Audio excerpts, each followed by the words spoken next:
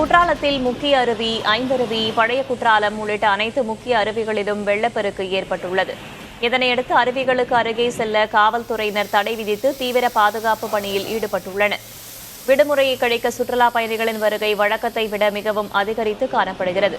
புலி அருவியில் மட்டும் குளிக்க தற்போது அனுமதி உள்ளதால் அங்கு ஏராளமான சுற்றுலா பயணிகள் குவிந்துள்ளனர். எனினும் அங்கு உடை மாற்றும் அறை உள்ளிட்ட அடிப்படை வசதிகள் இல்லாததால் பெண்கள் சிரமத்திற்கு ஆளாகியுள்ளனர்.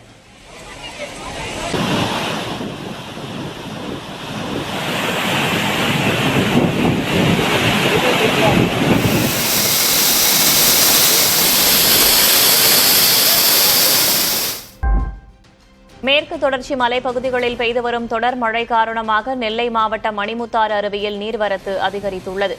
இதன் காரணமாக சுற்றுலா பயணிகளின் பாதுகாப்பை கருத்தில் கொண்டு அருவியில் குளிக்க வனத்துறையினர் தடை விதித்துள்ளனர்.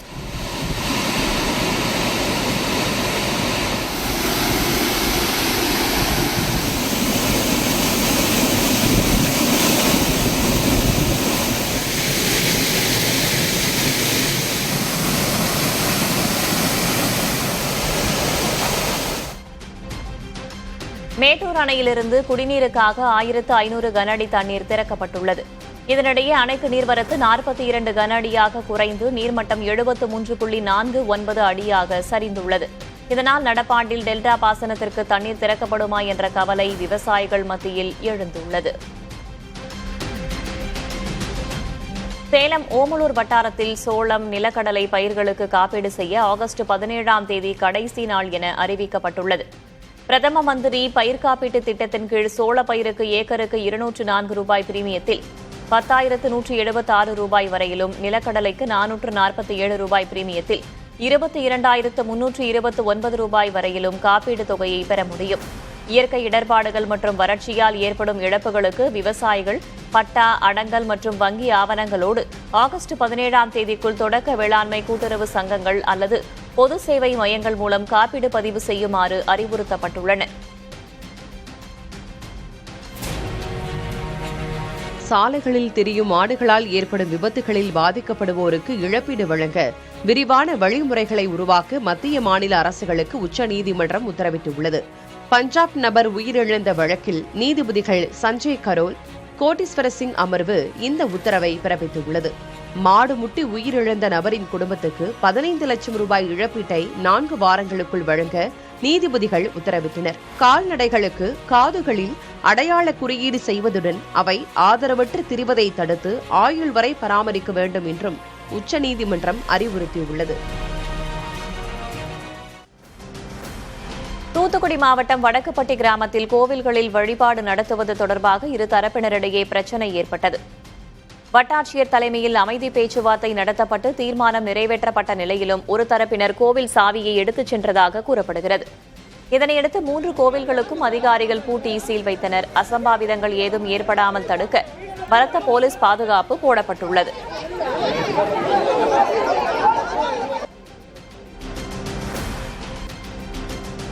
நாமக்கல் மாவட்டம் கொல்லிமலையில் நடைபெறும் வல்வில் ஓரி விழாவை முன்னிட்டு சுற்றுலா பகுதிகளில் டாஸ்மாக் கடைகளை மூட மாவட்ட ஆட்சியர் மதுபாலன் உத்தரவிட்டுள்ளார். அசம்பாவிதங்களை தவிர்க்கும் பொருட்டு செம்மேடு, சோளக்காடு, செங்கரை மற்றும் காரவள்ளி உள்ளிட்ட பகுதிகளில் உள்ள 4 டாஸ்மாக் கடைகளையும் 3 நாட்களுக்கு மூட உத்தரவு பிறப்பிக்கப்பட்டுள்ளது.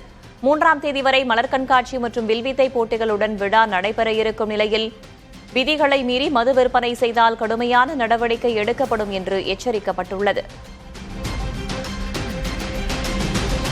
திருச்செந்தூர் முருகன் கோவில் உண்டியலில் கடந்த 1 மாதத்தில் மட்டும் சுமார் 5.5 கோடி ரூபாய் காணிக்கையாக கிடைத்துள்ளது. கடந்த 2 நாட்களாக உண்டியல் எண்ணும் பணியில் ஊழியர்கள் ஈடுபட்டனர். 5,57 லட்சம் ரூபாய் ரொக்கமும், 1,313 கிராம் தங்கம், 23,245 கிராம் வெள்ளியும், 1,423 வெளிநாட்டு கரன்சிகளும் காணிக்கையாக பெறப்பட்டிருப்பதாக கோவில் நிர்வாகம் தெரிவித்துள்ளது.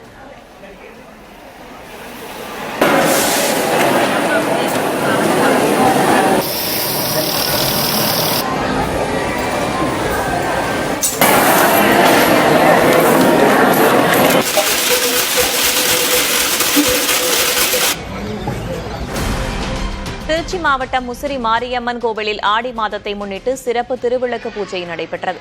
100க்கும் மேற்பட்ட பெண்கள் விளக்கேற்றி மழை வேண்டியும் விவசாயம் செழிக்கவும் சிறப்பு கூட்டு பிரார்த்தனையில் ஈடுபட்டனர். பின்னர் மகா தீபாராதனை காண்பிக்கப்பட்டு பக்தர்களுக்கு அன்னதானம் வழங்கப்பட்டது.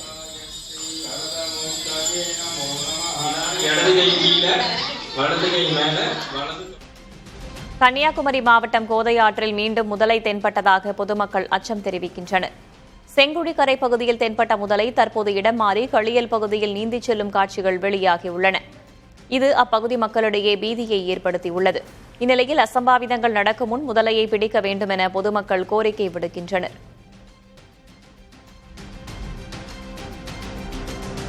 கன்னியாகுமரியைச் சேர்ந்த இளைஞர் ஒருவர் கம்போடிய நாட்டு பெண்ணை காதலித்து திருமணம் செய்து கொண்டார். இடைக்கோட்டையைச் சேர்ந்த அஜிந்தாஸ் கம்போடியாவில் உள்ள உணவகம் ஒன்றில் பணிபுரிந்த போது லேக்னா என்ற பெண்ணுடன் காதல் மலர்ந்துள்ளது. பல சவால்களை தாண்டி காதலுக்காகவே முறையான ஆவணங்களோடு இந்தியா வந்துள்ளார் லேக்னா. இரு வீட்டாரின் சம்மதத்துடன் மிடாலக்காடு தேவாலயத்தில் இவர்களின் திருமணம் சிறப்பாக நடந்துள்ளது.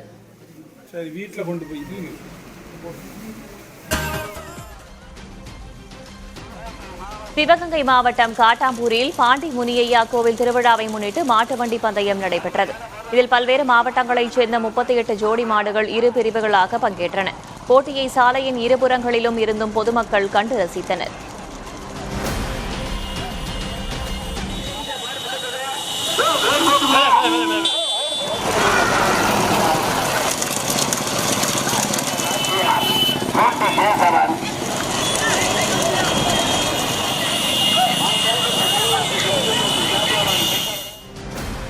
கடலூர் மாவட்டம் சேத்தியாத்தோப்பு அருகே சாமி சிலைகளை கடத்த முயன்ற 5 பேரை சிலை கடத்தல் தடுப்பு பிரிவினர் கைது செய்தனர்.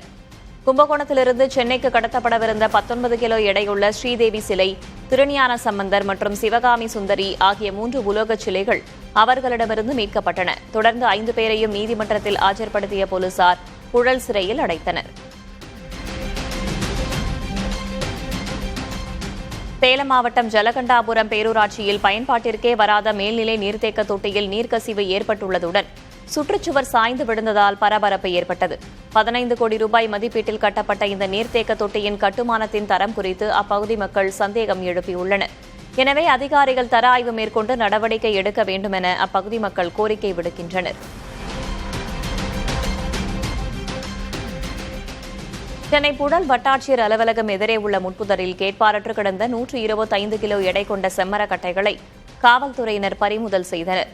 ஆந்திராவிலிருந்து கடத்தி வரப்பட்டு வெளிநாடுகளுக்கு அனுப்ப பதுக்கி வைக்கப்பட்டிருக்கலாம் என்ற கோணத்தில் காவல்துறையினர் விசாரணை மேற்கொண்டு வருகின்றனர்.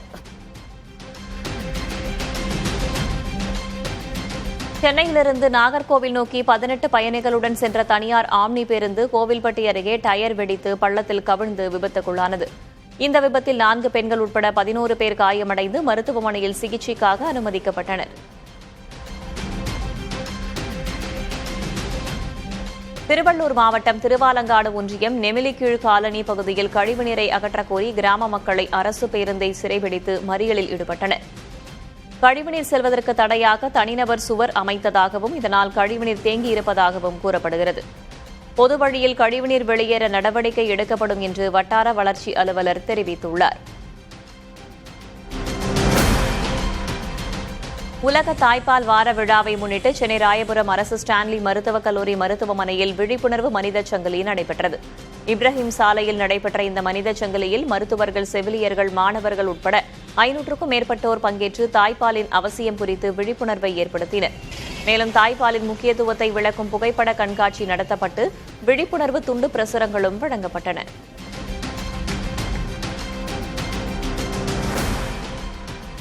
புரதம் செறிவூட்டப்பட்ட நுங்குப்பொடி தயாரிப்புக்கு தஞ்சாவூரில் உள்ள இந்திய உணவு தொழில்நுட்ப ஆராய்ச்சி நிறுவனம் காப்புரிமை பெற்றுள்ளது. மரத்திலேயே பழுத்து வீணாகும் நுங்கினை, புரதம் மற்றும் கூடுதல் ஊட்டச்சத்துக்களை சேர்த்து இந்த பொடி தயாரிக்கப்படுகிறது. இந்த பொடியை ஹெல்த் ட்ரிங்க், கேக், பிஸ்கட் போன்ற பல்வேறு தயாரிப்புகளில் பயன்படுத்தலாம் எனவும் கூறப்படுகிறது. மேலும் தயாரிப்புக்கான பயிற்சிகளை வழங்க தயாராக உள்ளதாக உதவி பேராசிரியர் பாஸ்கரன் தெரிவித்துள்ளார். சென்னையில் ஒரு சவரன் ஆபரண தங்கம் 280 ரூபாய் விலை குறைந்து 1,05,760 ரூபாய்க்கு விற்கப்படுகிறது. 1 கிராம் தங்கம் 35 ரூபாய் விலை குறைந்து 13,220 ரூபாய்க்கு விற்பனை செய்யப்படுகிறது. தொடர்ந்து 5வது நாளாக வெள்ளியின் விலையில் எந்த மாற்றமும் இல்லாமல் விற்பனையாகிறது. 1 கிலோ வெள்ளி 2,35,000 ரூபாய்க்கும் 1 கிராம் வெள்ளி 235 ரூபாய்க்கும் விற்பனையாகிறது.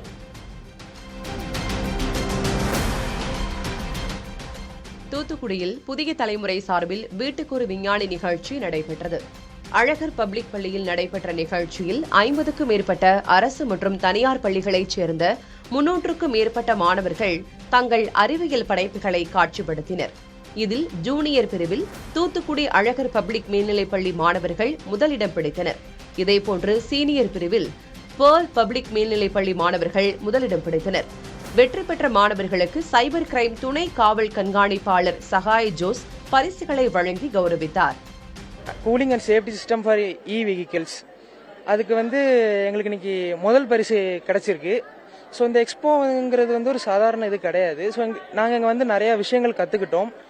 செடிகள் இதாகிறது பாழாகிறது தடுக்கிறதுக்காக ஒரு சின்ன இலையை வச்சு நம்ம அந்த செடியில இருக்க வியாதிகளை கண்டுபிடிக்கிற மாதிரி இது பண்ணியிருக்கோம். கூட அந்த ஏரியால இருக்கிற ஒரு சில மணி நேரங்களுக்கு முன்னாடியே அந்த ஏரியால மழை பெய்வதற்கான வாய்ப்புகளை கண்டுபிடிக்கிறதுக்கு நாங்கள் ஒரு செட்டிங் பண்ணி அந்த சிஸ்டத்தை வச்சு நாங்கள் கிரியேட் பண்ணியிருக்கோம். We are presenting to our country that this is the mission Vedas, virtual engineering early detection of healthy in agricultural system. Mekedatu அணை விவகாரத்தில் உச்சநீதிமன்றத்தை நாடுவதுதான் ஒரே தீர்வு என அமைச்சர் நிர்மல்குமார் தெரிவித்துள்ளார்.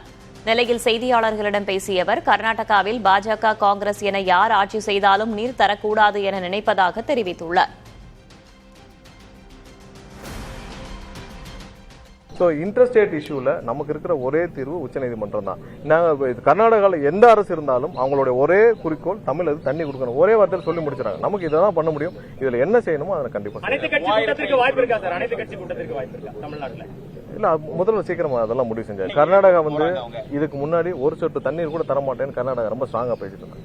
எப்பவும் கர்நாடகாவில் எந்த அரசு இருந்தாலும் அவங்களோட ஒரே குறிக்கோள் தமிழகத்துக்கு தண்ணீர் கொடுக்க கூடாதுதான். அவங்க எப்போ இருப்பாங்க. இதுக்கு முறையான தீர்வு நம்ம லீகலா.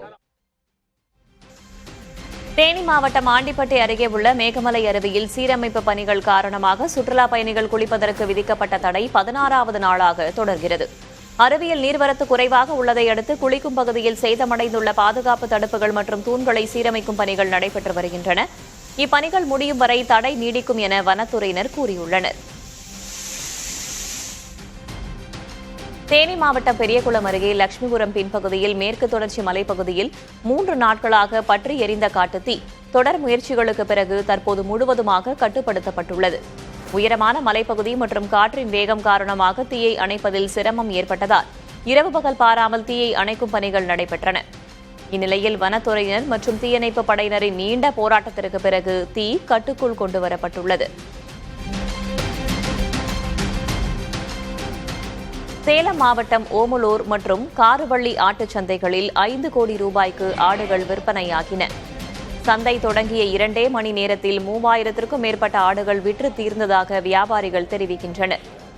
இதேபோல கெங்கவல்லி கால்நடை சந்தையில் 1500க்கும் மேற்பட்ட ஆடுகள் 2 கோடி ரூபாய்க்கு விற்பனையாகின. ஆடிப்பெருக்கை முன்னிட்டு கிராமப்புற அசைவ விருந்து மற்றும் கோவில் வழிபாடுகளுக்காக வெளி மாவட்டங்கள் மற்றும் அண்டை மாநிலங்களில் இருந்தும் ஏராளமான ஆடுகள் விற்பனைக்காக கொண்டுவரப்பட்டிருந்தன. சென்னை வளசரவாக்கம் கங்கையம்மன் கோவில் குளத்தின் சேதமடைந்த பகுதிகளை புதிய தலைமுறையின் செய்தி எதிரொலியாக சீரமைக்க அதிகாரிகள் உத்தரவிட்டுள்ளனர். மழையால் நடைபாதை மற்றும் மதில் சுவர் சேதமடைந்திருப்பது குறித்து புதிய தலைமுறையில் செய்தி வெளியிடப்பட்டது. இதன் எதிரொலியாக நேரில் வந்து ஆய்வு செய்த வளசரவாக்கம் மண்டல குழு தலைவர் ராஜன் சேதமடைந்த பகுதிகளை சீரமைக்க அதிகாரிகளுக்கு உத்தரவிட்டார். ஆடிப்பெருக்கு விழாவை முன்னிட்டு கேஆர்பி அணையிலிருந்து தென்பெண்ணை ஆற்றில் வினாடிக்கு 985 கன அடி நீர் திறக்கப்பட்டுள்ளது. கிருஷ்ணகிரி, தருமபுரி மற்றும் திருவண்ணாமலை மாவட்ட பக்தர்கள் புனித நீராட ஏதுவாக தண்ணீர் திறக்கப்பட்டுள்ளது. இந்த நீர் வரும் திங்கட்கிழமைக்குள் அனைத்து பகுதிகளையும் சென்றடையும் என எதிர்பார்க்கப்படுகிறது. ரயில் பயணம் பல வேளைகளில் இதயத்துக்கு இதமானது. ஆனால் முதன்மையாக ஒரு இதயமே ரயிலில் பயணித்திருக்கிறது. இந்தியாவில் முதன்முறையாக உறுப்பு தானமாக வழங்கப்பட்ட இதயம் வந்தே பாரத் ரயில் மூலம் கொண்டு செல்லப்பட்டிருக்கிறது. சூரத்திலிருந்து அகமதாபாத் வரையிலான 250 கிலோமீட்டர் தூரத்துக்கு வெறும் 2 மணி நேரத்தில் உயிருள்ள இதயம் வெற்றிகரமாக கொண்டு செல்லப்பட்டு தீவிர மருத்துவ சிகிச்சையில் இருந்த நோயாளியின் உயிரை காப்பாற்றியுள்ளது.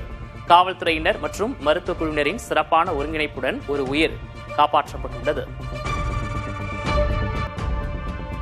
மக்கள் பணத்தை கொள்ளையடித்துவிட்டு எதற்காக செந்தில் பாலாஜி ஓடி ஒழிய வேண்டும் என அமைச்சர் நிர்மல்குமார் விமர்சித்துள்ளார். தூத்துக்குடியில் தாவேக சார்பில் நடைபெற்ற நலத்திட்ட உதவிகள் வழங்கும் விழாவில் பேசிய அவர், தூத்துக்குடியில் திமுக முன்னாள் அமைச்சர்கள் கீதா ஜீவனும் அனிதா ராதாகிருஷ்ணனும் பங்கு பிரித்து கொள்ளையடித்ததாக விமர்சித்தார். கரூர் செந்தில் பாலாஜிலாம் பேசின பேச்சுக்கு இன்னைக்கு ஊர்லயே கிடையாது, எங்க இருக்காருன்னு தெரியல. அதாவது எப்படின்னா, கண்டிஷன் பெயிலுக்கு காலையில கையெழுத்து போட வரணும் செந்தில் பாலாஜி கண்டிஷன் பெயிலுக்கு கையெழுத்து போட வரணும். கோர்ட்ல மதியம் பெயிலுக்கு ஆன்டிசிபேட்டரி பெயிலுக்கு போறாரு, அதுக்கு முன்னாடி ஆள் அப்ஸ்காண்ட். இது தேவையா? இவ்வளவு பயம் தேவையா? இதுக்கு மக்கள் காசு எதுக்கு கொள்ளையடிக்கணும்? இதுக்கு எதுக்கு பயந்து தெருவா ஓடணும்? சகோதரி கீதா ஜீவன் அவர்களும் அனிதா ராதாகிருஷ்ணனும் பங்கு பிரிச்சு மக்கள்கிட்ட போய் கொள்ளையடிக்கிற வேலையை பண்ணுவாங்க. எந்த பக்கம் திரும்பினாலும் குவாரி யாரு, அது அண்ணன். இது இந்த பக்கம் இந்த குவாரி யாரு, இது அக்காது. தேனி மாவட்டம் ஆண்டிப்பட்டி அருகே உள்ள மேகமலை அருவியில் சீரமைப்பு பணிகள் காரணமாக சுற்றுலா பயணிகள் குளிப்பதற்கு விதிக்கப்பட்ட தடை 16வது நாளாக தொடர்கிறது. அருவியில் நீர்வரத்து குறைவாக உள்ளதை அடுத்து குளிக்கும் பகுதியில் சேதமடைந்துள்ள பாதுகாப்பு தடுப்புகள் மற்றும் தூண்களை சீரமைக்கும் பணிகள் நடைபெற்று வருகின்றன. இந்த பணிகள் முடியும் வரை தடை நீடிக்கும் என வனத்துறையினர் அறிவித்துள்ளனர்.